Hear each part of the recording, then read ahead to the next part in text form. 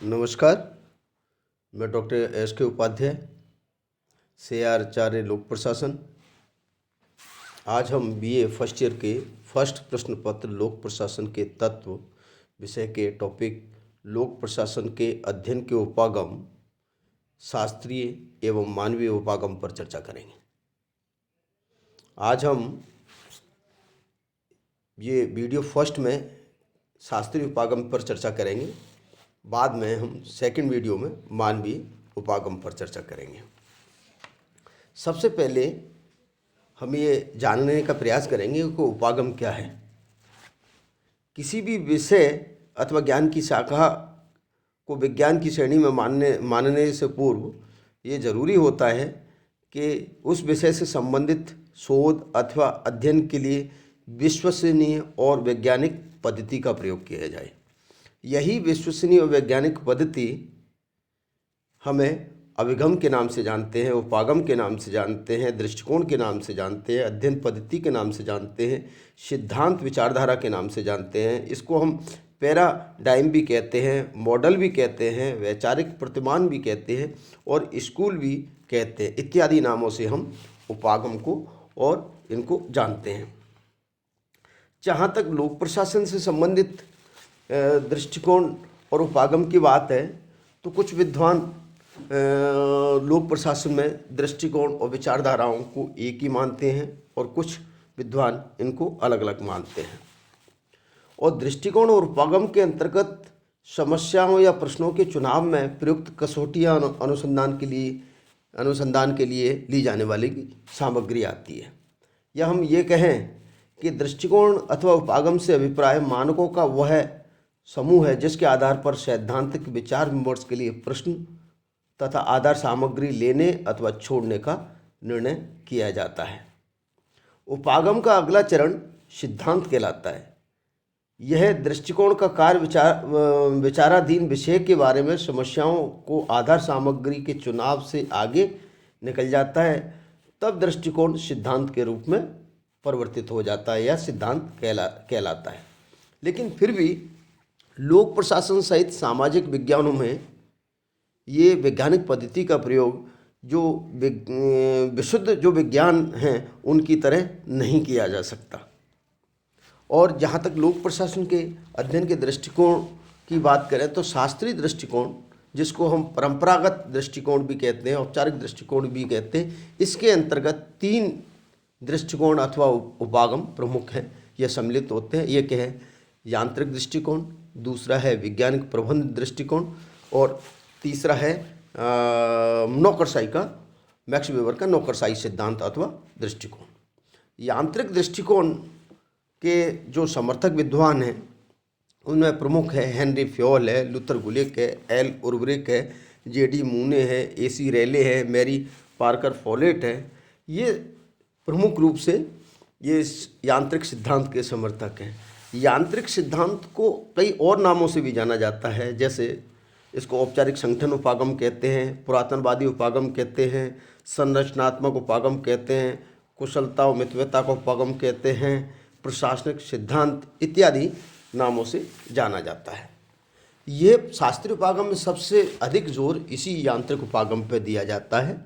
ये प्राचीन उपागम है, पुराना उपागम है और संगठन की संरचना के आसपास ही अपना ध्यान केंद्रित करता है। इस यांत्रिक उपागम का जो प्रमुख तत्व है वो है कि संगठन में योजना निर्माण और उसके उद्देश्यों और कार्यों के अनुरूप किया जाता है और जिसके लिए कोई सिद्धांत प्रयुक्त किए जाते हैं। यह यांत्रिक उपागम यह मानकर चलता है कि अगर प्रत्येक संगठन की एक संरचना होती है और उस पर ही सर्वाधिक बल देता है और संगठन की समस्त जो समस्या हैं वो इसी संरचना में जन्म लेती है और वैज्ञानिक आधार पर उनका निदान किया जा सकता है। आंतरिक उपागम के समर्थक ये भी मानते हैं कि इसमें संगठन के कतिपय सिद्धांत हैं और उन सिद्धांतों को सही ढंग से प्रयुक्त करके संगठन की समस्याओं को उन समस्याओं का निराकरण किया जा सकता है, समाधान किया जा सकता है। यह सिद्धांत कुशलता और मितव्ययता पर भी जोर देता है। साथ ही साथ यांत्रिक सिद्धांत के समर्थक विद्वान मानते हैं कि लोक प्रशासन और निजी प्रशासन में कोई भेद नहीं है। यह सिद्धांत व्यक्ति और उसके कार्य को पृथक दृष्टि से देखता है, दोनों व्यक्ति और उसके कार्य को अलग अलग करके देखता है। और साथ ही साथ ये सिद्धांत ये मानता है कि प्रत्येक संगठन की एक औपचारिक संरचना होती है जो पूर्व निर्धारित नियमों, सिद्धांतों, कानूनों, क्रियाकलापों के अनुसार संचालित होती है, और प्रत्येक प्रशासनिक संरचना उसके अंग, चार्ट और नियमावली के अनुसार दर्शाए जा सकते हैं, स्पष्ट किए जा सकते हैं। साथ ही साथ यांत्रिक उपागम के जो विभिन्न विद्वान है, जैसे हेनरी फ्योल है, लूथर बुलेक है, उर्वरिक है, इन्होंने संगठन के कुछ सिद्धांत भी दिए, प्रशासन के लिए कुछ सिद्धांत भी दिए। जैसे फ्योल ने 14 सिद्धांत बताए, साथ ही साथ प्रशासन के 5 तत्व भी बताए। इसी प्रकार से उर्वरिक ने भी 8 सिद्धांत बताए, और मूने रैली ने भी संगठन के प्रमुख 4 सिद्धांत बताए। तो विभिन्न विद्वानों ने, उर्वरिक ने कालांतर में 29 सिद्धांत बताए। तो ये पहले 8 सिद्धांत बताए, उसके बाद 29 सिद्धांत बताए। ये कालांतर में इन विद्वानों को मानना था कि कालांतर में लोक प्रशासन एक संगठनात्मक समस्याओं का इन सिद्धांतों के आधार पर समाधान कर सकता है। लेकिन फिर भी इस सिद्धांत के कुछ आलोचक मानते हैं कि ये केवल संगठन की संरचना पर बल देता है। इसलिए हर्बर्ट साइमन जैसे विद्वान तो इनके जो लोक प्रशासन में प्रयुक्त यांत्रिक सिद्धांतों को कहावतें कहा है, लोकोक्तियाँ कहा है, मुहावरे कहा है। साथ ही साथ ये ऐसा लगता, कुछ आलोचक ये भी मानते हैं कि ऐसा लगता है ये एक संक्षिप्त सिद्धांत है और जो संगठन और व्यक्ति के परस्पर संबंधों पर चर्चा नहीं करता है। कुछ आलोचक ये भी कहते हैं कि ये यांत्रिक उपागम है वो मानवीय दृष्टिकोण की उपेक्षा करता है और संगठन की संरचना और औपचारिकता पर बल देता है। कुछ विद्वान इसको बंद इकाई के रूप में मानते हैं कि ये एक बंद इकाई है जो बाहरी वातावरण से किसी प्रकार से अंतर संबंधित नहीं है। साथ ही साथ कुछ आलोचक ये भी कहते हैं कि ये आर्थिक प्रोत्साहन पर बल देता है और सामाजिक अथवा मानवीय प्रोत्साहन पर बल नहीं देता।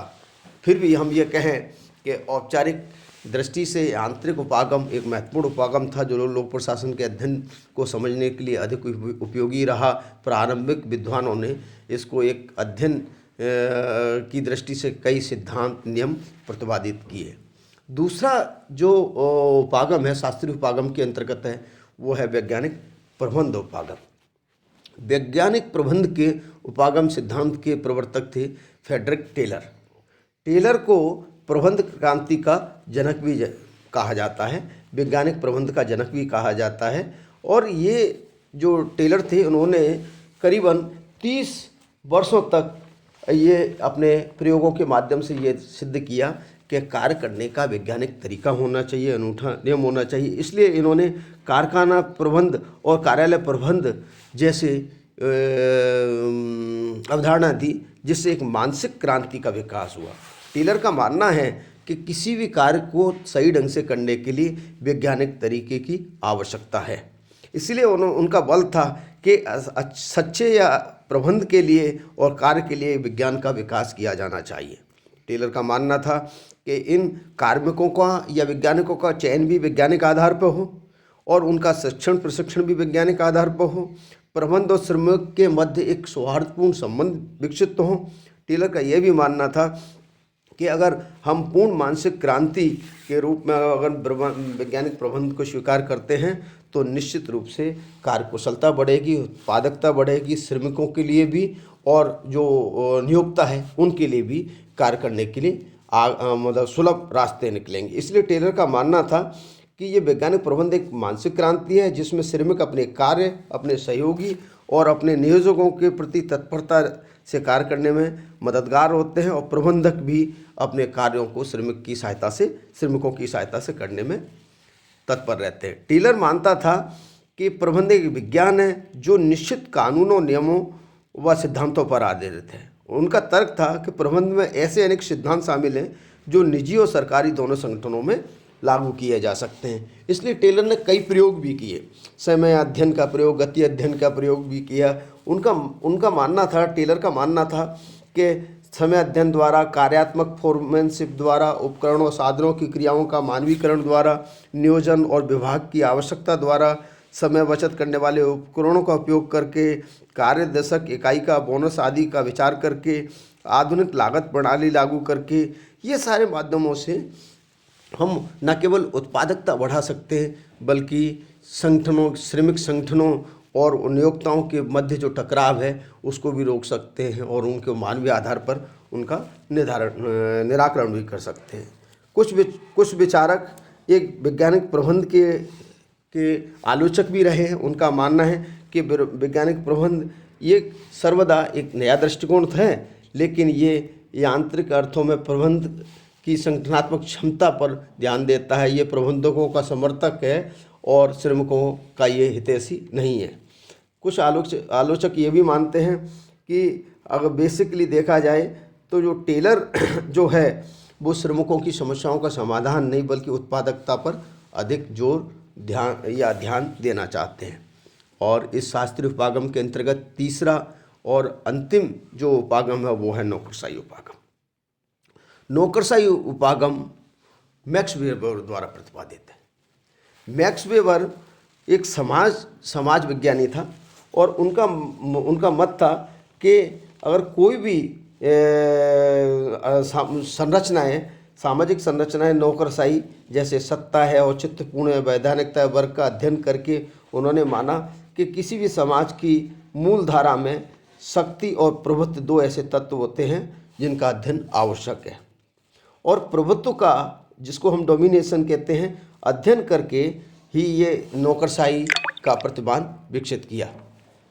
प्रभुत्व का अध्ययन करते समय वीवर ने 3 प्रकार के प्रभुत्व बताए।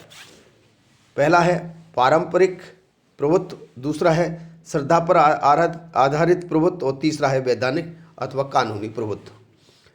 नौकरशाही की जो अवधारणा है वो वैधानिक अथवा कानूनी प्रभुत्व से ही संबंधित है, जिसको मैक्स वेबर ने आदर्शात्मक नौकरशाही, एक आइडियोलॉजिकल ब्यूरोक्रेटिक सिस्टम की संरचना की। मैक्स वेबर ये मानकर चलता था कि संगठन के लिए कार्य विभाजन आवश्यक है। उनको कार्य विभाजन की दृष्टि से संगठन के सारे कार्यों को विशेष भागों में बांटकर उसको सुगमता से किया जा सकता है। और मैक्स वेबर का मानना था कि प्रत्येक संगठन या नौकरशाही तंत्र एक पदसोपान के आधार पर एक श्रृंखलाबद्ध तरीके से पदक्रम के अनुसार संचालित होता है, जिसमें उच्च और अधीनस्थ पदाधिकारी कर्मचारी कार्यरत होते हैं।